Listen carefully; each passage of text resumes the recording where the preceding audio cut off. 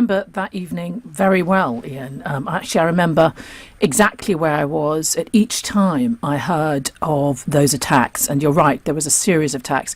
On that period between March and June, it felt like there was a drumbeat of horror.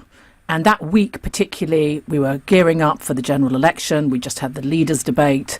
The events of Manchester were just behind us. And then I was in Hastings because we had the general election just a few days' time. That's your constituency. It's my constituency, Hastings and Rye. I was in Hastings. It was Friday evening, and I was, like most politicians, trying to relax, but constantly distracted by comments on Twitter. And I saw on Twitter... That happens to you too. I'm afraid so. I saw on Twitter, that's how it was first released, really, the news about it, that I think it was a journalist who was on a bus over London Bridge who said something's happening. And then people started to follow him and other news started to come out. And it was patchy, but it became evident that something violent was taking place in that area.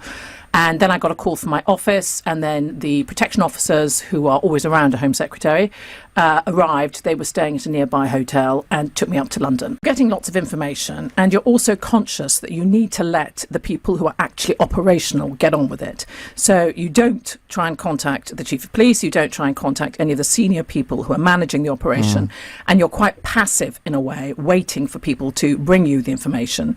The first thing that happens when there's an attack like this is that the key people who have oversight, myself, the Met Commissioner, the head of MI5, the Prime Minister, all gather at number 10 for a meeting. And either they themselves come, obviously the Prime Minister's always there, but either the head of MI5 or the head of the London Police, depending on whether they're actually involved in the operation, or they might send their deputy.